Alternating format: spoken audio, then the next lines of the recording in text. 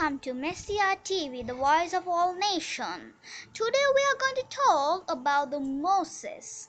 After Joseph died, life became very hard for the Israelites. In Egypt, there was a new Pharaoh who was afraid that there were too many of them and that they would run against the Egyptians. So he made them into slaves. The Pharaoh ordered that all their baby boys should be killed.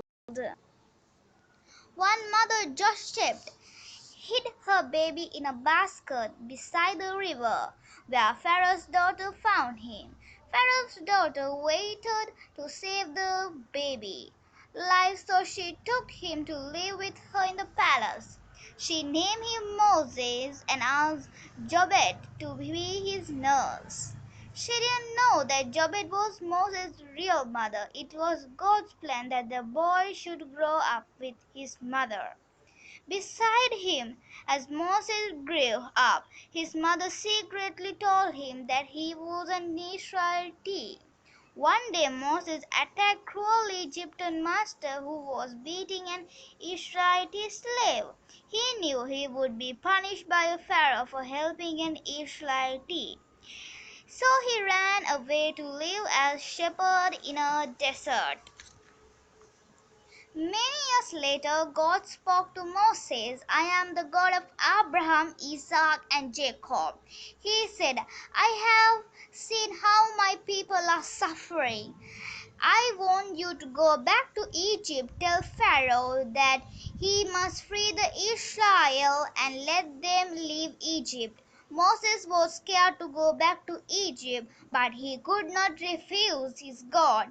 So he went to Pharaoh and asked him to let the Israel go. Pharaoh refused. With that, God decided to punish Pharaoh by sending terrible disasters called plagues to destroy Egypt. The land was attacked by insects, frogs, the crops died, the people became very sick. Only the Israel was saved from these plagues. But proud Pharaoh still would not free the Israel. So God sent the angel of death to kill the eldest son of every Egyptian family. Pharaoh's son died too. Only Israel was spared. After this, Pharaoh agreed to let the Israel go free.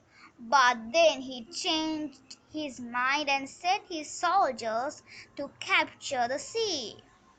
But when the soldiers tried to catch them, they have escaped was crossed the Red Sea.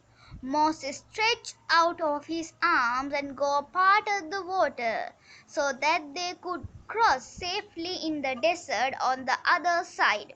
But when the soldiers tried to follow them, God made the water pour down on their heads and every one of them was killed. The Israel was free at last. God kept them the promise.